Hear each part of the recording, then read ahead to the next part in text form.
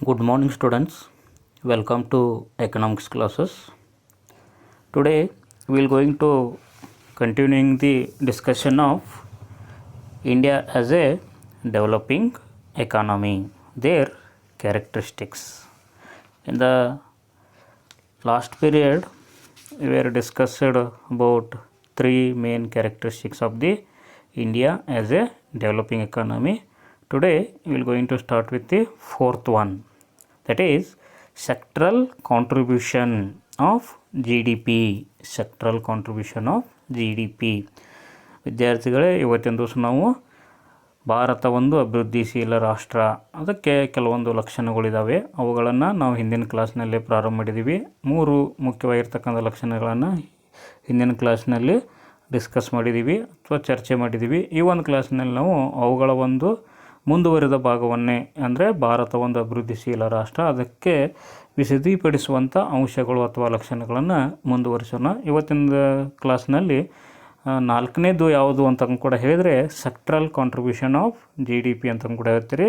ಅಂದರೆ sectoral what is that contribution of the GDP ಅಂತಂದರೆ ಅರ್ಥವ್ಯವಸ್ಥೆಯಲ್ಲಿ ಮುಖ್ಯವಾಗಿ ಮೂರು ವಲಯಗಳಿದ್ದಾವೆ. ಆ ವಲಯಗಳು ಎಷ್ಟು GDPಗೆ ತನ್ನ ಕೊಡುಗೆಯನ್ನು ಕೊಡ್ತಾವೆ ಅಂತಕ್ಕಂಥದ್ದನ್ನು ಹೇಳ್ತಕ್ಕಂಥದ್ದಕ್ಕೆ ವಲಯವಾರು ಕೊಡುಗೆ ಅಂತಕ್ಕಂಥದ್ದು, ವಲಯವಾರು ಕೊಡುಗೆ ಅಂಥೇಳಿ ಹೇಳ್ತೀವಿ. ಸೆಕ್ಟ್ರಲ್ ಕಾಂಟ್ರಿಬ್ಯೂಷನ್ ಆಫ್ GDP ಅಂತ ಕೂಡ ಹೇಳ್ಬೋದು.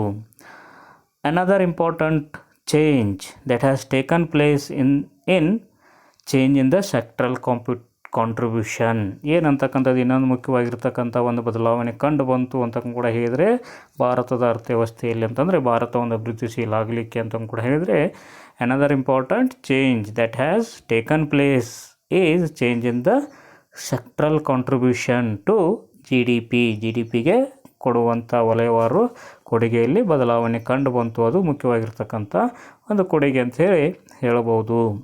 The share of agriculture in the GDP has registered a declining trend. ಅದರ ಮುಖಾಂತರ ನಾವೀಗಾಗಲೇ ನೋಡಿದಂತೆ ಭಾರತ ಸ್ವತಂತ್ರವಾದ ನಂತರದಿಂದ ಏನಂತಕ್ಕಂಥದ್ದು ಅಗ್ರಿಕಲ್ಚರ್ದು ಕಾಂಟ್ರಿಬ್ಯೂಷನ್ ಏನಿತ್ತು ಅಂತ ಕೂಡ ಹೇಳಿದರೆ ಹೆಚ್ಚಿರ್ತಾ ಇತ್ತು ಅದಕ್ಕೆ GDPಗೆ ಅಂತಕ್ಕಂಥ ಕೂಡ ಹೇಳ್ತೀರಿ.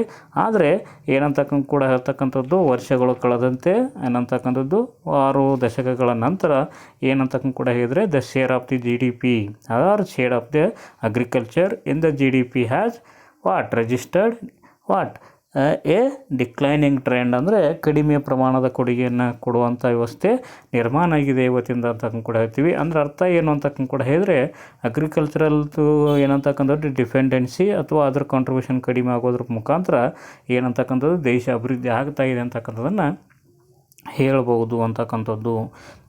ಏನಂತಕ್ಕಂಥ ಕೂಡ ಹೇಳ್ತೀರಿ the share of agriculture in the GDP has registered a declining trend where the share of service and service or the tertiary sector is rising ಅಂತ ಕೂಡ ಹೇಳ್ತೀರಿ. ಅದ್ರ ಮುಖಾಂತರ ಏನಂತಕ್ಕಂಥದ್ದು agriculture sector contribution in GDP is declining, but the share of the service are the tertiary sector is rising. that shows the India is a developing economy or India is going to develop ಅಂತ ಕೂಡ ಹೇಳ್ತೀವಿ ಅಂತಕ್ಕಂಥದ್ದು. ಅದ್ರ ಮುಖಾಂತರ ಯಾವ್ಯಾವ ವಲಯಗಳು ಎಷ್ಟೆಷ್ಟು ಕೊಡುಗೆಯನ್ನು ಕೊಡ್ತಾ ಇದ್ದಾವೆ ಅಂತ ಕೂಡ ಹೇಳ್ತಕ್ಕಂಥದ್ದು. We people already know that there are 3 sectors in the economy, that may be primary, secondary and tertiary ಅಂತಕ್ಕಂಥದ್ದು ಕೂಡ ಹೇಳ್ತೀವಿ. ಅದ್ರ ಮುಖಾಂತರ what are those contribution to the GDP ಅಂತ ಬಂದಾಗ in the 1950-51 what was the contribution, then in the 2014-15 what is the contribution or what was the contribution ಅಂತ ಕೂಡ ನೋಡ್ತೀವಿ. ಅದರ ಮುಖಾಂತರ what is the trend of the contribution is there in the to the GDP ಅಂತಕ್ಕಂಥದ್ದು ಕೂಡ ಇಲ್ಲಿ ನಾವು ನೋಡ್ಬೋದು ಅಂತಕ್ಕಂಥದ್ದು. ಇನ್ ದ ಸೆಕ್ಟರ್ ವೈಸ್ ನೋಡಬೇಕಾದ್ರೆ ಏನಂತ ಕೂಡ ಹೇಳ್ತೀರಿ ದ ಪ್ರೈಮರಿ ಸೆಕ್ಟರ್ ಅಂತ ಕೂಡ ಹೇಳ್ತೀರಿ. In the 1950-51 how much was contributed to the national income ಅಂತ ಕೂಡ ಹೇಳಿದ್ರೆ GDP ಅಂತ ಕೇಳಿದರೆ 56.4% ಅಂತ ಕೂಡ ಹೇಳ್ತೀರಿ. ಎಷ್ಟು ಕೊಡುಗೆಯನ್ನು ಕೊಡ್ತಾ ಇತ್ತು ಭಾರತದ ಒಂದು GDPಗೆ ಒಂದು ಏನು ಪ್ರಾಥಮಿಕ ವಲಯ ಅಥವಾ ಕೈಗಾರಿಕಾ ಕೃಷಿ ವಲಯ ಅಂತ ಕೂಡ ಹೇಳಿದ್ರೆ 56.4% ಕೊಡುಗೆಯನ್ನು ಕೊಡ್ತಾ ಇತ್ತು. ಅದು ಏನಾಗಿದೆ ಇವತ್ತಿನ ದಿವಸ ಅಂತ ಕೂಡ ಹೇಳ್ತೀರಿ ಕೇವಲ 19%, 19% ಮಾತ್ರ ಕಾಂಟ್ರಿಬ್ಯೂಷನ್ ಮಾಡ್ತಾ ಇದೆ ಅಂತ ಕೂಡ ಹೇಳಿದ್ರಿ. ಅದ್ರ ಮುಖಾಂತರ this shows that the share of the agriculture is declining ಅಂತ ಕೂಡ ಹೇಳ್ತೀರಿ into the declining trend in the contribution of the GDP ಅಂತ ಕೂಡ ಹೇಳ್ಬೋದು ಅಂತಕ್ಕಂಥದ್ದು. ಇದನ್ನು ನೋಡಿದ್ರೆ ನಮಗೆ ಗೊತ್ತಾಗ್ತದೆ ಅಂತಕ್ಕಂಥದ್ದು. ಅದರ ಮುಖಾಂತರ ಪ್ರೈಮರಿ ಸೆಕ್ಟರ್ದಲ್ಲಿ ಅಗ್ರಿಕಲ್ಚರ್ ಇರ್ತದೆ, ಫಾರೆಸ್ಟ್ರಿ ಇರ್ತದೆ, ಫಿಶಿಂಗ್ ಇರ್ತದೆ, ಮೈನಿಂಗ್ ಆ್ಯಂಡ್ ಕ್ವರಿಂಗ್ ಇರ್ತದೆ ಅಂತಕ್ಕಂಥದ್ದು ಈಗಾಗಲೇ ನಾವು ಅಧ್ಯಯನ ಮಾಡಿದ್ದೀವಿ. Structure of the Indian economy ಅಂತ ಕೂಡ ನೋಡಿದ್ದೀವಿ. ದಿಸ್ ಈಸ್ ದ ಒನ್ ಏನಂತಕ್ಕಂಥದ್ದು primary sector contribution in the 1950-51 then 2014-15 ಏನಿದೆ ಅಂತಕ್ಕಂಥದ್ದನ್ನು ನೋಡಿದ್ದೀವಿ. Secondary sector contribution in the 1950-51 was the 15% ಅಂತ ಕೂಡ ಹೇಳ್ತೀರಿ. ಎಷ್ಟು ಪರ್ಸೆಂಟ್ ಇತ್ತು ಅಂತ ಕೂಡ ಹೇಳ್ತೀರಿ. ದ್ವಿತೀಯ ವಲಯದ ಕೊಡುಗೆ ಟು ದಿ GDP ಅಂತ ಕೂಡ ಹೇಳಿದರೆ 15% ಇತ್ತು. Nowadays that has increased to what in the 2014-15 that has increased to 28.4% ಅಂತ ಕೂಡ ಹೇಳ್ತೀರಿ. ಇವತ್ತಿನ ದಿವಸ ಅದರ ಒಂದು ಕೊಡುಗೆ ಏನಾಗಿದೆ 15%ದಿಂದ 28.4%ಗೆ ಇನ್ಕ್ರೀಸ್ ಆಗಿದೆ ಅಂತ ಕೂಡ ಹೇಳ್ಬೋದು. This shows the what developing of the country ಅಂತಕ್ಕಂಥದ್ದು. Our Indian economy is developing ಅಂತ ಕೂಡ ಹೇಳ್ಬೋದು ಅಂತಕ್ಕಂಥದ್ದು. Then tertiary sector contribution was 28.5% in 1950-51 ಅಂತ ಕೂಡ ಹೇಳ್ತೀರಿ. ಏನು 1950-51ರಲ್ಲಿ ಏನು ಸರ್ವಿಸ್ ಸೆಕ್ಟರ್ ಅಂತ ಹೇಳ್ಬೋದು ಅಥವಾ ತೃತೀಯ ವಲಯ ಟರ್ಸರಿ ಸೆಕ್ಟರ್ ಅಂತ ಕೂಡ ನಾವು ಹೇಳ್ಬೋದು ಅಂತ ಕೂಡ ಹೇಳ್ತೀರಿ. ಅದರ ಪರ್ಸೆಂಟೇಜ್ ಏನಿತ್ತು ಇನ್ the contribution of the national income ಅಂತ ಕೂಡ GDP ಅಂತ ಕೂಡ ಹೇಳಿದರೆ 28.5 ಇತ್ತು ಅಂತಕ್ಕಂಥದ್ದು ಹೇಳ್ತೀರಿ ಇನ್ 1950-51 ಅಂತ ಕೂಡ ಹೇಳ್ತೀರಿ. ನಾವು that has increased to what 52.6% in 2014-15 ಅಂತ ಕೂಡ ಹೇಳ್ತಕ್ಕಂಥದ್ದು. 2014 ಮತ್ತು 15ರಲ್ಲಿ ಅದರ ಒಂದು ಕೊಡುಗೆ ಏನಾಗಿದೆ ಅಂತ ಕೂಡ ಹೇಳಿದರೆ 52.6%ಗೆ ಇನ್ಕ್ರೀಸ್ ಆಗಿದೆ ಅಂತ ಕೂಡ ಹೇಳ್ತಾರೆ. This shows the what rise in the contribution of the tertiary sector to the GDP is rising ಅಂತ ಕೂಡ ಹೇಳ್ತಕ್ಕಂಥದ್ದು. This all shows the what India is a developing economy ಅಂತ ಕೂಡ ನಾವು ನೋಡ್ಬೋದು ಅಂತಕ್ಕಂಥದ್ದು. ಏನಂತ ಕೂಡ ಹೇಳ್ತೀರಿ sectoral contribution of GDP is another important future of the India as a developing economy ಅಂತಕ್ಕಂಥದ್ದು. ಅದರಲ್ಲಿ ಕೆಲವೊಂದು ಅಂಶಗಳನ್ನು ನಾವೀಗ ನೋಡಿದ್ದೀವಿ ಅಂತಕ್ಕಂಥದ್ದು. This is the fourth one. Then fifth one that is growing industrial base ಅಂತ ಕೂಡ ಹೇಳ್ತೀರಿ. ಕೈಗಾರಿಕಾ ವಲಯದ ಏನಂತಕ್ಕಂಥದ್ದು ಕೈಗಾರಿಕಾ ಬೆಳವಣಿಗೆಯ ಮೂಲ ಅಂತ ಕೂಡ ಹೇಳ್ತಕ್ಕಂಥದ್ದು ಅಥವಾ ಕೈಗಾರಿಕೆಗಳ ಬೆಳವಣಿಗೆ ಅಂತ ಕೂಡ ಹೇಳ್ತಕ್ಕಂಥದ್ದು. ಇದು ಇನ್ನೊಂದು ಮುಖ್ಯವಾಗಿರ್ತಕ್ಕಂಥ ಅಂಶ ಭಾರತ ಅಭಿವೃದ್ಧಿಶೀಲ ರಾಷ್ಟ್ರ ಅನ್ನಲಿಕ್ಕೆ ಅಂತ ಕೂಡ ಹೇಳ್ಬೋದು. Industrial development is picking up particularly in post liberalization period. Industrial development what is picking up that means what growing up ಅಂತ ಕೂಡ ಹೇಳ್ತೀರಿ ಅಂತ ಕೂಡ ಹೇಳ್ತೀರಿ. Industrial development is picking up particularly in the post liberalization period that means what after the liberalization industrial development is picking up ಅಂತ ಕೂಡ ಹೇಳ್ತಕ್ಕಂಥದ್ದು ಏನಾಗ್ತಾ ಇದೆ ಹೆಚ್ಚುತ್ತಾ ಇದೆ ಅಂತ ಕೂಡ ಹೇಳ್ತಕ್ಕಂಥದ್ದು. The average rate of growth of manufacturing sector has crossed 10%. ಅದೇ ರೀತಿಯಾಗಿ ಸರಾಸರಿ ಉತ್ಪನ್ನ ಪ್ರಮಾಣ ಏನಿದೆ ಅಂತ ಕೂಡ ಹೇಳಿದರೆ ಈ ಕೈಗಾರಿಕಾ ವಲಯದು ಅಥವಾ ತಯಾರಿಕಾ ವಲಯದ ಒಂದು ಉತ್ಪಾದನಾ ಪ್ರಮಾಣ ಅಥವಾ ಬೆಳವಣಿಗೆ ದರ ಏನಿದೆ ಅಂತ ಕೂಡ ಹೇಳ್ತಕ್ಕಂತ ಹೇಳಿದರೆ 10%ಅನ್ನು ಕ್ರಾಸ್ ಮಾಡಿದೆ ಅಂತ ಕೂಡ ಹೇಳ್ತೀರಿ. Average rate of growth of manufacturing sector has crossed 10%. The stock market has grown and functioning at its peak ಅಂತ ಕೂಡ ಹೇಳ್ತಕ್ಕಂಥದ್ದು. ಅದೇ ರೀತಿಯಾಗಿ ಸ್ಟಾಕ್ ಮಾರ್ಕೆಟ್ ಇರ್ಬೋದು, ಅದೇ ರೀತಿಯಾಗಿ ಏನಂತಕ್ಕಂಥದ್ದು ಏನಾಗ್ತಾ ಇದೆ ಅಂತ ಕೂಡ ಹೇಳ್ತಕ್ಕಂಥದ್ದು ಬೆಳೀತಾ ಇದೆ, ಅದು ಕಾರ್ಯಾಚರಣೆ ಮಾಡ್ತಾ ಇದೆ ಅಂತ ಕೂಡ ಹೇಳ್ತೀರಿ. ಸ್ಟಾಕ್ ಮಾರ್ಕೆಟ್ ಹೆಂಗೆ ಬೆಳೀತಾ ಇದೆ ಮತ್ತು ಹೇಗೆ ಕಾರ್ಯಾಚರಣೆ ಮಾಡ್ತಾ ಇದೆ ಅಂತ ನೋಡಿದರೆ ಆಟ್ ಇಟ್ಸ್ ಪೀಕ್ ಅಂತ ಕೂಡ ಹೇಳ್ತೀರಿ. ಪೀಕ್ನಲ್ಲಿ ಕೆಲಸ ಮಾಡ್ತಿದೆ ಅಂದರೆ ಉನ್ನತ ಮಟ್ಟದಲ್ಲಿ ಅಂತ ಕೂಡ ಹೇಳ್ಬೋದು. The stock market has grown and functioning at what? At its peak. The domestic rate of capital formation has touched 35% of GDP at market price ಅಂತಕ್ಕಂಥದ್ದು ಕೂಡ ಹೇಳ್ಬೋದು. ಅದೇ ರೀತಿಯಾಗಿ ದೇಶದ ಒಂದು ಏನಂತಕ್ಕಂಥದ್ದು ಬಂಡವಾಳದ ನಿರ್ಮಾಣವೂ ಕೂಡ ಏನಾಗಿದೆ, ಎಷ್ಟು ಪರ್ಸೆಂಟಿಗೆ ರೀಚ್ ಆಗಿದೆ ಅಂತ ಕೂಡ ಹೇಳಿದ್ರೆ 35%ಗೆ ರೀಚ್ ಆಗಿದೆ ಅಂತ ಕೂಡ ಹೇಳ್ತೀರಿ. ಮಾರುಕಟ್ಟೆ ಬೆಲೆಗಳಲ್ಲಿ ಏನು ದೇಶೀಯ ಒಂದು ಬಂಡವಾಳ ನಿರ್ಮಾಣ ಅಂತ ಕೂಡ ಎಷ್ಟಾಗಿದೆ 35%ಗೆ ಹೆಚ್ಚಾಗಿದೆ ಅಂತ ಕೂಡ ಹೇಳ್ಬೋದು. The domestic rate of capital formation has touched 35% of GDP at market price. Market economy has attracted foreign investors and MNCs. So what is that? Market economy also what? Attracting the what? Our Indian economy or the market economy has attracted the foreign investors and MNCs. MNC, that means multinational companies. That means what? India is a growing economy. India is a developing economy nowadays ಅಂತ ಕೂಡ ಹೇಳ್ತೀರಿ. that's why they are attracting the what? Foreign investors ಅಂತ ಕೂಡ ಹೇಳ್ತೀರಿ. ಭಾರತ ಏನಾಗ್ತಕ್ಕಂಥದ್ದು ಅಭಿವೃದ್ಧಿಶೀಲವಾದಂಥ ರಾಷ್ಟ್ರ ಆಗ್ತಾಯಿದೆ. ಅದರ ಮುಖಾಂತರ ಏನು ಮಾಡ್ತಾಯಿದೆ, ಅದು ಅಟ್ರಾಕ್ಟ್ ಮಾಡ್ತಾಯಿದೆ. ಏನನ್ನು ಅಟ್ರಾಕ್ಟ್ ಮಾಡ್ತಾಯಿದೆ? ಫಾರಿನ್ ಇನ್ವೆಸ್ಟರ್ಸ್ ಅನ್ನೋಂತಕ್ಕಂಥ ಕೂಡ ಹೇಳ್ತೀರಿ. ವಿದೇಶಿ ಹೂಡಿಕೆದಾರನ ಏನು ಅಟ್ರಾಕ್ಟ್ ಮಾಡ್ತಾಯಿದೆ, ಅದ್ರ ಜೊತೆಗೆ ಏನಂತಕ್ಕಂಥದ್ದು ಬಹುರಾಷ್ಟ್ರೀಯ ಕಂಪ್ನಿಗಳನ್ನು ಅಟ್ರಾಕ್ಟ್ ಮಾಡ್ತಾಯಿದೆ ಅಂತ ಕೂಡ ಹೇಳ್ಬೋದು. This shows the what? India is a developing ಅಂತ ಕೂಡ ಹೇಳ್ತಕ್ಕಂಥದ್ದು. Indian entrepreneurs are acquiring big industrial units abroad ಅಂತ ಕೂಡ ಹೇಳ್ಬೋದು. ಅದ್ರ ಮುಖಾಂತರ who are the Indian entrepreneurs are there, they are going to acquiring the what? Industrial units in abroad ಅಂತ ಕೂಡ ಹೇಳ್ತಕ್ಕಂಥದ್ದು. ಭಾರತದಲ್ಲಿರ್ತಕ್ಕಂಥ ಭಾರತೀಯ ಉದ್ದಿಮೆದಾರರು ಕೂಡ ಜಗತ್ತಿನ ಏನಂತಕ್ಕಂಥ ಬೇರೆ ಬೇರೆ ದೇಶಗಳಲ್ಲಿ ದೊಡ್ಡ ದೊಡ್ಡ ಒಂದು ಕೈಗಾರಿಕೆಗಳನ್ನು ಹೊಂದುವಂಥ ಒಂದು ವ್ಯವಸ್ಥೆ ನಿರ್ಮಾಣ ಆಗಿದೆ ಅಂತ ಕೂಡ ಹೇಳ್ಬೋದು.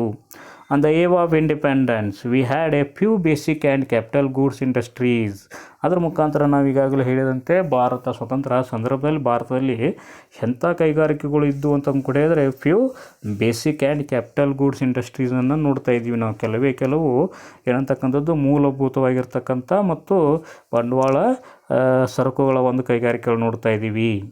Since the second 5-year plan we have priority for establishing heavy and basic industries. ಅದ್ರ ಜೊತೆಗೆ ಏನಂತಕ್ಕಂಥದ್ದು ಎರಡನೇ ಪಂಚವಾರ್ಷಿಕ ಯೋಜನೆಯಲ್ಲಿ ನಾವು ಎದಕ್ಕೆ ಅವಕಾಶ ಕೊಟ್ಟಿವಿ ಅಂತ ಕೂಡ ಹೇಳಿದರೆ are given the more prior to what? Establish the heavy and basic industries ಅಂತಕ್ಕಂಥದ್ದು ಎರಡನೇ ಪಂಚವಾರ್ಷಿಕ ಯೋಜನೆಯಲ್ಲಿ ನಾವು ದೊಡ್ಡ ಕೈಗಾರಿಕೆಗಳು ಮತ್ತು ಮೂಲ ಕೈಗಾರಿಕೆಗಳ ಒಂದು ಸ್ಥಾಪನೆಗೆ ಹೆಚ್ಚಿನ ಆದ್ಯತೆಯನ್ನು ಕೊಟ್ಟಿವಿ ಅಂತ ಕೂಡ ಹೇಳ್ತಕ್ಕಂಥದ್ದು. Globalization and privatization, liberalization have created new industrial climate in our country. After the 1991, India has adopted the what? New economic policy. Because of that, India has created a new industrial climate in our country. ಅದರ ಮುಖಾಂತರ ಈ ಒಂದು ವ್ಯವಸ್ಥೆ ಮಾಡಿದ್ದೀವಿ. 1991ರಲ್ಲಿ ಭಾರತ ಏನು ಮಾಡಿತು ಅಂದರೆ ಹೊಸ ಆರ್ಥಿಕ ನೀತಿಯನ್ನು ಜಾರಿಗೆ ತಂತು, ಅಡಾಪ್ಟ್ ಮಾಡ್ಕೊಳ್ತು ಅಂತ ಕೂಡ ಹೇಳ್ತೀರಿ. ಅದ್ರ ಮುಖಾಂತರ ಏನಾಯ್ತು ಅಂತ ಕೂಡ ಹೇಳ್ತೀರಿ, ಗ್ಲೋಬಲೈಸೇಷನ್, ಪ್ರೈವೇಟೈಸೇಷನ್, ಲಿಬರಲೈಸೇಷನ್ ಅಂತಕ್ಕಂಥ ಒಂದು ಪ್ರಕ್ರಿಯೆಗಳು ಅದು ಅಂತ ಕೂಡ ಹೇಳ್ತೀರಿ. That has created the what? New industrial climate in our country. ಅದ್ರ ಮುಖಾಂತರ ಅವು ಏನು ಮಾಡಿದ್ವು ಅಂದರೆ ಒಂದು ಹೊಸ ವಾತಾವರಣ, ಕೈಗಾರಿಕಾ ವಾತಾವರಣವನ್ನು ನಿರ್ಮಾಣ ಮಾಡಿಕೊಟ್ಟು ನಮ್ಮ ದೇಶದಲ್ಲಿ ಅಂತ ಕೂಡ ಹೇಳ್ಬೋದು. This has strengthened our capital base. ಅದ್ರ ಮುಖಾಂತರ ಈ ರೀತಿಯಾಗಿರ್ತಕ್ಕಂಥ ವ್ಯವಸ್ಥೆಗಳು ಏನಂತಕ್ಕಂಥದ್ದು ಇಂಡಸ್ಟ್ರಿಗೆ ಒಂದು ಕ್ಲೈಮೇಟನ್ನು ಕ್ರಿಯೇಟ್ ಮಾಡಿ ಕೊಡೋದು ಅಷ್ಟೇ ಅಲ್ಲದೆ ಅನ್ನತಕ್ಕಂಥದ್ದು they has strengthen the what? Our capital base ಅಂತ ಕೂಡ ಹೇಳ್ತಾರೆ. ಅದೇ ರೀತಿ ನಮ್ಮ ಒಂದು ಬಂಡವಾಳದ ಮೂಲವನ್ನು ಕೂಡ ಏನು ಮಾಡಿದ್ವು? ಗಟ್ಟಿಗೊಳಿಸಿದ್ವು ಅಂತ ಕೂಡ ಹೇಳ್ಬೋದು ಅಂತಕ್ಕಂಥದ್ದು. ಇದು ಕೂಡ ಇನ್ನೊಂದು ಮುಖ್ಯವಾಗಿರ್ತಕ್ಕಂಥ ಅಂಶ ಅಂತ ಕೂಡ ಹೇಳ್ತೀರಿ. India as A developing economy ಅಂತ ಕೂಡ ಹೇಳ್ತೀರಿ. That is in growing industrial base. This is the 5th one. Then 6th one, that is improvement in social sectors ಅಂತ ಕೂಡ ಹೇಳ್ತೀರಿ. ಇಂಪ್ರೂವ್ಮೆಂಟ್ಸ್ ಇನ್ ಸೋಷಿಯಲ್ ಸೆಕ್ಟರ್ಸ್ ಅಂದರೆ ಸಾಮಾಜಿಕ ವಲಯಗಳಲ್ಲಿ ಏನಂತಕ್ಕಂಥದ್ದು ಸುಧಾರಣೆ ಅಂತ ಕೂಡ ಹೇಳ್ತಕ್ಕಂಥ ಸಾಮಾಜಿಕ ವಲಯಗಳಲ್ಲಿನ ಸುಧಾರಣೆ ಅಂತಕ್ಕಂಥದ್ದು. ಇದು ಭಾರತ ಒಂದು ಅಭಿವೃದ್ಧಿಶೀಲ ರಾಷ್ಟ್ರ ಅನ್ನಲಿಕ್ಕೆ ಇದು ಒಂದು ಮುಖ್ಯವಾಗಿರ್ತಕ್ಕಂಥ ಅಂಶ ಆಗ್ತದೆ ಅಂತಕ್ಕಂಥದ್ದು. ಇಂಪ್ರೂವ್ಮೆಂಟ್ಸ್ ಇನ್ ಸೋಷಿಯಲ್ ಸೆಕ್ಟರ್ಸ್ ಅಂತ ಕೂಡ ಹೇಳಬಹುದು. ಸಾಮಾಜಿಕ ವಲಯಗಳಲ್ಲಿನ ಸುಧಾರಣೆ ಅಂತ ಕೂಡ ಹೇಳಬಹುದು. Indian economy has registered remarkable improvement in the social sector such as education, health and medical services, then transport and communications, energy and irrigation. ಹೌದಾ? ಈ ರೀತಿಯಾಗಿರ್ತಕ್ಕಂಥ ವ್ಯವಸ್ಥೆಗಳಲ್ಲಿ ಏನಂತಕ್ಕಂಥದ್ದು ಭಾರತ ಏನಾಗಿದೆ? ರಿಮಾರ್ಕೇಬಲ್ ಇಂಪ್ರೂವ್ಮೆಂಟ್ಸನ್ನು ಏನು ಮಾಡಿದೆ? ರಿಜಿಸ್ಟರ್ಡ್ ಮಾಡಿದೆ ಅಂತಕ್ಕಂಥದ್ದು ಅಥವಾ ಕಂಡುಕೊಂಡಿದೆ ಅಂತ ಕೂಡ ಹೇಳ್ಬೋದು. Indian economy has registered what? Remarkable ಅಂತಂದರೆ ಇಡುವಂಥ ಒಂದು ಸುಧಾರಣೆ ಅಂತ ಕೂಡ ಹೇಳ್ಬೋದು. ಗಮನದಲ್ಲಿಟ್ಟುಕೊಳ್ತಕ್ಕಂಥ ಒಂದು ಸುಧಾರಣೆ ಅಂತ ಹೇಳ್ಬೋದು. Indian economy has registered remarkable improvement in social sectors such as education, health and medical services ಏನಂತಕ್ಕಂಥದ್ದು ಇವು ಸಾಮಾಜಿಕ ವಲಯಗಳು. ಅದ್ರ ಜೊತೆಗೆ transport and communication, energy and irrigation. These are the what some of the economic what is that welfares or economic developments ಅಂತ economic development ಅಂತೂ ಕೂಡ ಹೇಳ್ಬೋದು ಅಂತಕ್ಕಂಥದ್ದು. ಏನಂತಕ್ಕಂಥದ್ದು ಕೆಲವು ಏನಿದಾವೆ ಸೋಷಿಯಲ್ ಓವರ್ ಹೆಡ್ಸ್ ಇದ್ದಾವೆ, ಇನ್ನು ಕೆಲವೊಂದು ಏನಿದ್ದಾವೆ ಎಕನಾಮಿಕ್ ಓವರ್ ಹೆಡ್ಸ್ ಇದ್ದಾವೆ. ಎರಡೂದ್ರಲ್ಲಿನೂ ಕೂಡ ಇಂಪ್ರೂವ್ಮೆಂಟ್ಸನ್ನು ನಾವು ನೋಡ್ತಾ ಇದ್ದೀವಿ ಅಂತ ಕೂಡ ಹೇಳ್ಬೋದು. There is an expansion of these facilities indicating economic growth. ಈ ರೀತಿಯಾಗಿರ್ತಕ್ಕಂಥ ಒಂದು ವಿಸ್ತರಣೆ ಅಂತಕ್ಕಂಥದ್ದು, ಈ ಒಂದು ಕ್ಷೇತ್ರಗಳಲ್ಲಿರುವಂಥ ಒಂದು ವಿಸ್ತರಣೆ that shows the what that indicate the what the economic growth of the country ಅಂತಕ್ಕಂಥದ್ದು. ಈ ರೀತಿಯಾಗಿರ್ತಕ್ಕಂಥ ವಿವಿಧ ವಲಯಗಳ ಒಂದು ವಿಸ್ತರಣೆ ಅಥವಾ ವಿವಿಧ ವಲಯಗಳ ಒಂದು ಬೆಳವಣಿಗೆ ಆರ್ಥಿಕ ಬೆಳವಣಿಗೆಗೆ ಒಂದು ಸೂಚಕವಾಗ್ತದೆ ಅಂತ ಕೂಡ ಹೇಳಬಹುದು. India has world second largest railway network under a single management ಏನಂತಕ್ಕಂಥದ್ದು. ಅದೇ ರೀತಿಯಾಗಿ ಭಾರತದ ಒಂದು ಏನಂತಕ್ಕಂಥದ್ದು ರೈಲ್ವೆ ವಲಯ, ರೈಲ್ವೆ ಒಂದು ಸಂಪರ್ಕ ಇದೆ ಅಂತ ಕೂಡ ಹೇಳಿದರೆ this is the second largest railway network ಅಂತ ಕೂಡ ಹೇಳ್ಬೋದು. ಜಗತ್ತಿನಲ್ಲಿ ಎರಡನೇದು ಅತಿ ದೊಡ್ಡದಾಗಿರ್ತಕ್ಕಂಥ ಏನಂತಕ್ಕಂಥದ್ದು ರೈಲ್ವೆ ಸಂಪರ್ಕ ಅಂತ ಕೂಡ ಹೇಳ್ತಾರೆ. ಅಂಡರ್ ಸಿಂಗಲ್ ಮ್ಯಾನೇಜ್ಮೆಂಟ್, ಒಬ್ಬರೇ ಮ್ಯಾನೇಜ್ಮೆಂಟ್ ಮಾಡುವಂಥ ಒಂದು ದೊಡ್ಡದಾಗಿರ್ತಕ್ಕಂಥ ರೈಲ್ವೆ ಸಂಪರ್ಕವನ್ನು, ಎರಡನೇ ರೈಲ್ವೆ ಸಂಪರ್ಕವನ್ನು ಹೊಂದಿದಂಥ ದೇಶ ಅಂತ ಕೂಡ ಭಾರತ ಅಂತ ಹೇಳ್ಬೋದು. The route length has increased by nearly 10,000 kilometres. ಅದೇ ರೀತಿಯಾಗಿ ಎಷ್ಟು 1000 ಕಿಲೋಮೀಟರ್ಗಳು ಅಂತಕ್ಕಂಥದ್ದು ರೈಲ್ವೆ ಏನಂತಕ್ಕಂಥ ಲೆಂತ್ ಆಗಿದೆ ಅಂತಕ್ಕಂಥ ರೂಟ್ ಲೆಂತ್ ಆಗಿದೆ ಅಂತ ಕೂಡ ಹೇಳಿದ್ರೆ ನಿಯರ್ಲಿ 10,000 ಕಿಲೋಮೀಟರ್ಸ್ ಅಂತ ಕೂಡ ಹೇಳ್ತೀರಿ. ಅದೇ ರೀತಿಯಾಗಿ ಏನಂತಕ್ಕಂಥದ್ದು metro is popular in big cities. ಅದ್ರ ಜೊತೆಗೆ ಮೆಟ್ರೋ ಅಂತಕ್ಕಂಥ ಒಂದು ರೈಲ್ವೆ ಅಂತಕ್ಕಂಥದ್ದು ಸಂಪರ್ಕ ವಲಯ ಅಂತ ಕೂಡ ಹೇಳ್ತೀರಿ. It is also popular in what big cities ಅಂತಕ್ಕಂಥ ದೊಡ್ಡ ದೊಡ್ಡ ನಗರಗಳಲ್ಲಿ ಮೆಟ್ರೋ ಅಂತಕ್ಕಂಥದ್ದು ತನ್ನದೇ ಆಗಿರ್ತಕ್ಕಂಥ ಜನಪ್ರಿಯನ್ನು ಪಡೆದಿದೆ ಅಂತ ಕೂಡ ಹೇಳ್ಬೋದು. Electrical locomotives and modernisation of railway show the sign of development ಅಂತ ಕೂಡ ಹೇಳ್ತಕ್ಕಂಥದ್ದು. ಅದೇ ರೀತಿಯಾಗಿ ಇಲೆಕ್ಟ್ರಿಕಲ್ ರೈಲ್ವೇಸ್ ಅಂತ ಕೂಡ ಹೇಳ್ಬೋದು, ಅಥವಾ ಮಾಡರ್ನೈಸೇಷನ್ ಇನ್ ದ ರೈಲ್ವೇಸ್ ಅಂತ ಕೂಡ ಹೇಳ್ಬೋದು. ರೈಲ್ವೇಲಿರುವ ಅಥವಾ ರೈಲುಗಳಲ್ಲಿರುವ ಒಂದು ಆಧುನೀಕರಣ ವ್ಯವಸ್ಥೆ, ಅದೇ ರೀತಿಯಾಗಿ ವಿದ್ಯುತ್ತಿನ ಮುಖಾಂತರ ಓಡುವಂಥ ರೈಲುಗಳು ಅಂತಕ್ಕಂಥ ವ್ಯವಸ್ಥೆ ಬಂದಾಗ ಇವೇನು ತೋರಿಸ್ತಾವೆ ನಮಗಂದರೆ ಈ shows the sign of development ಅಂತಕ್ಕಂಥದ್ದು. ಇದು ದೇಶ ಅಭಿವೃದ್ಧಿ ಆಗ್ತಾ ಇದೆ ಅನ್ನೋ ಒಂದು ಚಿಹ್ನೆಯನ್ನು ತೋರಿಸ್ತಾ ಇದೆ ಅಂತ ಕೂಡ ಹೇಳ್ತಾರೆ. Electrical locomotives and modernisation of railways shows the what sign of development ಅಂತ ಕೂಡ ಹೇಳ್ತೀರಿ. Similarly the road network of India is largest in the world ಅಂತ ಕೂಡ ಹೇಳ್ತಾರೆ. ಅದ್ರ ಜೊತೆಗೆ ಭಾರತದ ಒಂದು ರಸ್ತೆ ಅಂತಕ್ಕಂಥದ್ದು ರಸ್ತೆ ಸಂಪರ್ಕನೂ ಕೂಡ ಅತಿ ದೊಡ್ಡದಾಗಿರ್ತಕ್ಕಂಥ ರಸ್ತೆ ಸಂಪರ್ಕವನ್ನು ಹೊಂದಿದೆ ಭಾರತ ಅಂತ ಕೂಡ ಹೇಳ್ಬೋದು. ಕಂಪೇರ್ ಟು ವರ್ಲ್ಡ್ ಅಂತ ಕೂಡ ಹೇಳ್ತೀರಿ. ಈ road network of India is largest in the world with 33.4 lakh kilometres ಅಂತಕ್ಕಂಥದ್ದು. ಎಷ್ಟು ಲಕ್ಷ ಕಿಲೋಮೀಟರ್ಗಳನ್ನು ಭಾರತ ರಸ್ತೆ ಸಂಪರ್ಕವನ್ನು ಹೊಂದಿದೆ ಅಂತ ಕೇಳಿದರೆ 33.4 ಲ್ಯಾಕ್ ಕಿಲೋಮೀಟರ್ಸ್ ಅಂತಕ್ಕಂಥದ್ದು 33.4 ಲಕ್ಷ ಕಿಲೋಮೀಟರ್ದಷ್ಟು ಏನು ಅಂತಕ್ಕಂಥದ್ದು ರಸ್ತೆ ಸಂಪರ್ಕವನ್ನು ಭಾರತ ಹೊಂದಿದೆ ಅಂತ ಕೂಡ ಹೇಳ್ಬೋದು. Land under irrigation has increased to 102.8 million hectares ಅಂತಕ್ಕಂಥದ್ದು. ಅದೇ ರೀತಿಯಾಗಿ how much of the land has irrigated ಅಂತ ಕೂಡ ಹೇಳಿದರೆ 102.8 million hectares of the land are under the irrigation ಅಂತ ಕೂಡ ಹೇಳ್ತಕ್ಕಂಥದ್ದು. ಅದೇ ರೀತಿಯಾಗಿ ಎಷ್ಟು ಪ್ರಮಾಣದ ಒಂದು ಭೂಮಿ ಏನಾಗಿದೆ ನೀರಾವರಿಯಾಗಿದೆ ಅಂತ ಕೂಡ ಹೇಳಿದರೆ 102.8 ಮಿಲಿಯನ್ ಹೆಕ್ಟರ್ಸ್ ಅಂತ ಕೂಡ ಹೇಳ್ತಕ್ಕಂಥದ್ದು. Is also the one indicator of the economic growth of the country ಅಂತ ಕೂಡ ಹೇಳ್ಬೋದು.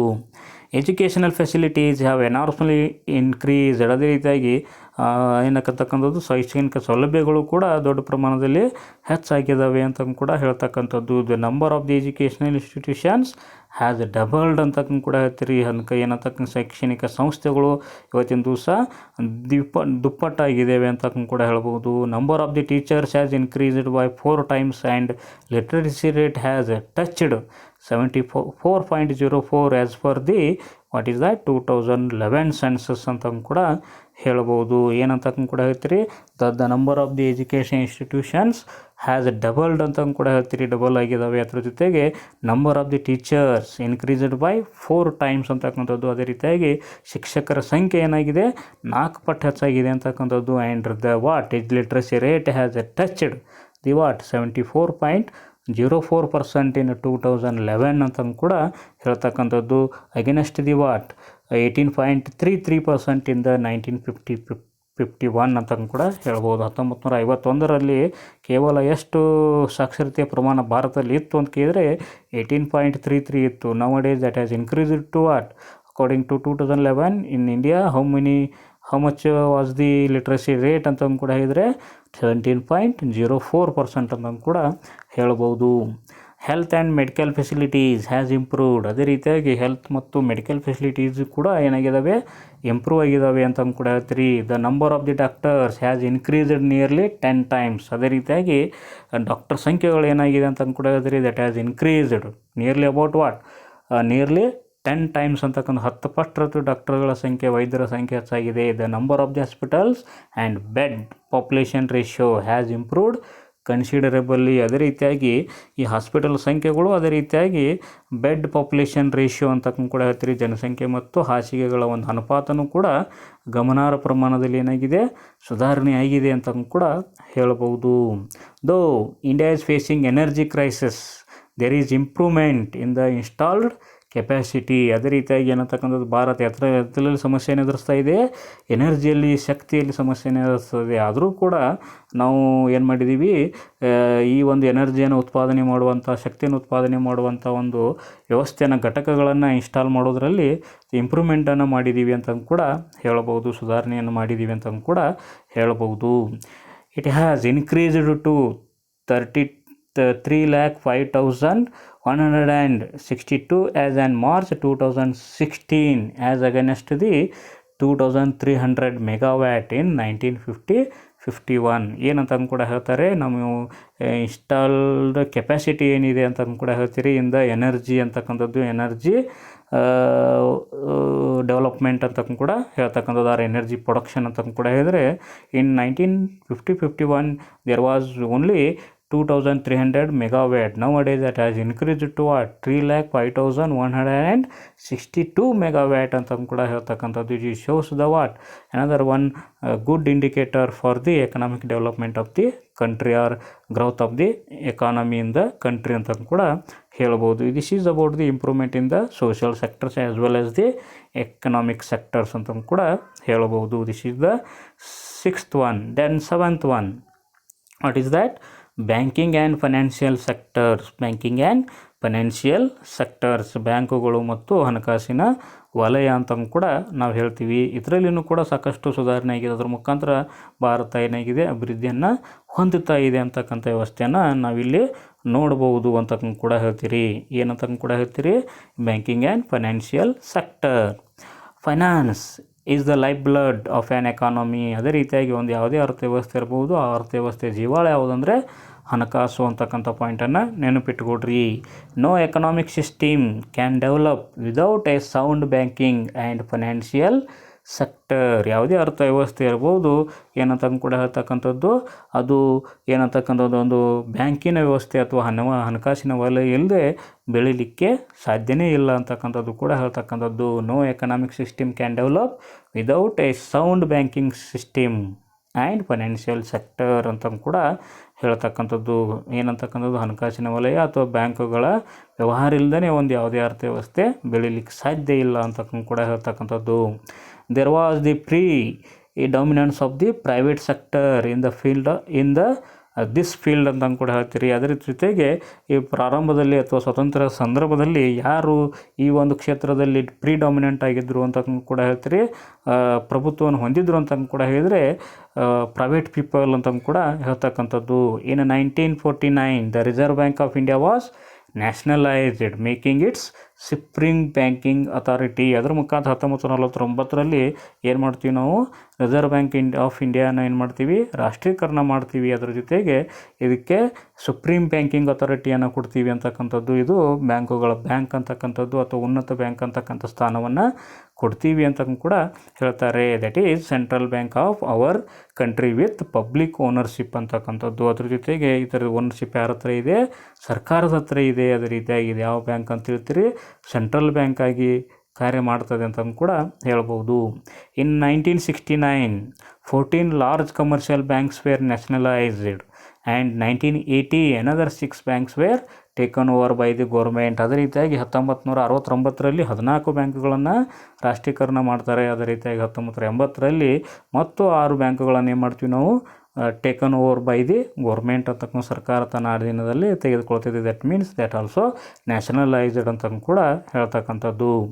The establishment of State Bank of India in 1955 helped the what Indian economy to achieve social objectives. ಅದೇ ರೀತಿಯಾಗಿ 1955ರಲ್ಲಿ ನಾವು ಏನು ಮಾಡ್ತೀವಿ ಅಂತ ಕೂಡ ಹೇಳ್ತೀರಿ, ಸ್ಟೇಟ್ ಬ್ಯಾಂಕನ್ನು ಏನು ಮಾಡ್ತೀವಿ ಎಸ್ಟಾಬ್ಲಿಷ್ ಮಾಡ್ತೀವಿ ಅಂತಂದು ಕೂಡ ಹೇಳ್ತೀರಿ. ಎಸ್ಟಾಬ್ಲಿಷ್ ಅಂತಂದರೆ ಇಂಪೀರಿಯಲ್ ಬ್ಯಾಂಕ್ ಅಂತ ಇರ್ತದೆ 1921ನಲ್ಲಿ, ಅದನ್ನೇ ಏನು ಮಾಡ್ತೀವಿ ನಾವು you have to change as a State Bank of India ಅಂತ ಕೂಡ ಹೇಳ್ತೀರಿ 1955 ಆ್ಯಂಡ್ ನ್ಯಾಚುರಲೈಸ್ಡ್ ಇಸ್ಟ್ ಅಂತ ಕೂಡ ಹೇಳ್ತೀರಿ. ಅದನ್ನು ನ್ಯಾಷನಲೈಸನ್ನು ಕೂಡ ಮಾಡ್ತೀವಿ.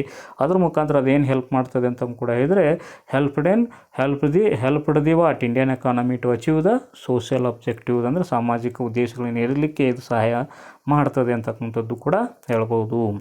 Massive branch expansion, lead bank scheme, area approach, social banking, innovative banking and banking in a highly competitive environment have changed the what banking climate in the country. ಅದರ ಮುಖಾಂತರ ಈ ಶಾಖೆಗಳ ವಿಸ್ತರಣೆ ಅಂತಕ್ಕಂಥದ್ದು ಅಥವಾ ಲೀಡ್ ಬ್ಯಾಂಕ್ ಸ್ಕೀಮ್ ಅಂತಕ್ಕಂಥದ್ದು ಯೋಜನೆ ಅಂತ ಕೂಡ ಹೇಳ್ಬೋದು. ಅದೇ ರೀತಿಯಾಗಿ ಏರಿಯಾ ಅಪ್ರೋಚ್ ಅಂತಕ್ಕಂಥದ್ದು ಕ್ಷೇತ್ರಗಳ ಒಂದು ಮುಟ್ಟುವಿಕೆ ಅಂತ ಕೂಡ ಹೇಳ್ಬೋದು. ದ್ಯಾನ್ ಸೋಷಿಯಲ್ ಬ್ಯಾಂಕಿಂಗ್ ಸಾಮಾಜಿಕ ಬ್ಯಾಂಕು ವ್ಯವಸ್ಥೆ ಇರ್ಬೋದು, ಅಥವಾ innovative banking and banking in highly competitive environment ಅಂತಕ್ಕಂಥದ್ದು ಆಧುನಿಕವಾಗಿರ್ತಕ್ಕಂಥ ಬ್ಯಾಂಕಿಂಗ್ ಪದ್ಧತಿ ಅಂತ ಕೂಡ ಹೇಳ್ಬೋದು. ಅಥವಾ ಪೈಪೋಟಿಯುತವಾಗಿರ್ತಕ್ಕಂಥ ಬ್ಯಾಂಕಿಂಗ್ ವ್ಯವಸ್ಥೆ ಅನ್ನತಕ್ಕಂಥದ್ದು ಈ ದೇಶದಲ್ಲಿರ್ತಕ್ಕಂಥ ಬ್ಯಾಂಕಿಂಗ್ ಪರಿಸರವನ್ನು ಏನು ಮಾಡ್ತದೆ ಅಂತ ಹೇಳ್ತಾರೆ ಚೇಂಜ್ ಮಾಡಿತ್ತು, ಬದಲಾವಣೆ ಮಾಡಿತ್ತು ಅಂತ ಕೂಡ ಹೇಳ್ತಕ್ಕಂಥದ್ದು. Mergers, acquisitions and take overs and grip of the RBI on the functioning of the financial system through reforms as the recommendations of the Narsihan Committee have all contributed to speedy growth of financial sector ಅಂತ ಕೂಡ ಹೇಳ್ಬೋದು. ಅದರ ಮುಖಾಂತರ ಏನಂತಕ್ಕಂಥದ್ದು ವಿಲೀನಿಕೆ ಅಂತಕ್ಕಂಥದ್ದು, ವಶಪಡಿಸಿಕೊಳ್ಳಿಕೆ ಅಂತಕ್ಕಂಥದ್ದು, ಅಥವಾ take over ಅಂತಕ್ಕಂಥ ವ್ಯವಸ್ಥೆಗಳು, ಅದರ ಮುಖಾಂತರ RBI ಅದ್ರ ಬಗ್ಗೆ ಇರುವಂಥ ಒಂದು ಗ್ರಿಫ್ ಅಂತಕ್ಕಂಥದ್ದು ಅಥವಾ ಹಿಡಿತ ಅಂತ ಕೂಡ ಹೇಳ್ಬೋದು on the functioning of the what financial system that what given by the Narasimham committee recommendation ಅಂತ ಕೂಡ ಹೇಳ್ತೀರಿ. ಅದರ ಮುಖಾಂತರ ಏನಾಗಿದೆ, ಭಾರತದಲ್ಲಿ ಏನಾಗಿದೆ, ಬ್ಯಾಂಕುಗಳು ಅಥವಾ ಹಣಕಾಸಿನ ವಲಯ ತೀವ್ರವಾಗಿ ಅಭಿವೃದ್ಧಿ ಆಗಲಿಕ್ಕೆ ಸಹಾಯಕವಾಗಿದೆ ಅಂತ ಕೂಡ ಹೇಳ್ಬೋದು. ಅಂದರೆ ಬ್ಯಾಂಕಿಂಗ್ ಸಿಸ್ಟಮು, ಫೈನಾನ್ಷಿಯಲ್ ಸಿಸ್ಟಮ್ದು ವ್ಯವಸ್ಥೆ ಏನಿದೆ ಅದರ ಮುಖಾಂತರ ಬ್ಯಾಂಕ್ಗಳು ಬೆಳೀತಾ ಇದ್ದಾವೆ ಅಥವಾ ಇಲ್ಲೋ ಅಂತಕ್ಕಂಥ ವ್ಯವಸ್ಥೆ ಮುಖಾಂತರ ದೇಶ ಅಭಿವೃದ್ಧಿ ಪಥದಲ್ಲಿ ಸಾಗ್ತಾ ಇದೆ ಅನ್ನೋದನ್ನು ಹೇಳ್ತಕ್ಕಂಥ ಇನ್ನೊಂದು ಮುಖ್ಯವಾಗಿರ್ತಕ್ಕಂಥ ವಿಷಯ ಅಂತ ಕೂಡ ಹೇಳ್ಬೋದು. ಭಾರತೀಯ ಮಹಿಳಾ bank has also established in the year 2013-14 5,207 new public sector bank branches have been opened up against the layout of 8,023 during the 2013-14 ಅಂತ ಕೂಡ ಹೇಳ್ತೀರಿ. ಅದ್ರ ಮುಖಾಂತರ 2013-14 ಏನಂತಕ್ಕಂಥದ್ದು ವ್ಯವಸ್ಥೆಯಲ್ಲಿ ಏನಾಗಿದೆ, ಎಷ್ಟು ಬ್ಯಾಂಕುಗಳ ಒಂದು ಬ್ರ್ಯಾಂಚ್ಗಳನ್ನು ಕೂಡ ಓಪನ್ ಮಾಡಿದ್ದೀವಿ ಅಂತಕ್ಕಂಥ ಪಾಯಿಂಟನ್ನು ಕೂಡ ಇಲ್ಲಿ ನಮೂದಿಸಲಾಗಿದೆ ಅಂತ ಕೂಡ ಹೇಳ್ಬೋದು. And launching Mudra bank on 8th April 2015 with corpus of ₹20,000 crores and credit guarantee of ₹3,000 crores ಅಂತ ಕೂಡ ಹೇಳ್ತೀರಿ. ಅದ್ರ ಮುಖಾಂತರ ಏನಂತಕ್ಕಂಥ ಮುದ್ರಾ ಬ್ಯಾಂಕನ್ನು ಕೂಡ ಓಪನ್ ಮಾಡಿದ್ದೀವಿ. Mudra bank has established on 8th April 2015 with a corpus of 20,000 crores and credit guarantee of 3,000 crores ಅಂತ ಕೂಡ ಹೇಳ್ಬೋದು. All these indicates that in India what is that banking and financial sector is growing on, that shows the development of the economy of the country ಅಂತ ಕೂಡ ಹೇಳ್ಬೋದು ಅಂತಕ್ಕಂಥದ್ದು. ಏನಂತ ಈ ಒಂದು ಕ್ಲಾಸ್ನಲ್ಲಿ ನಾವು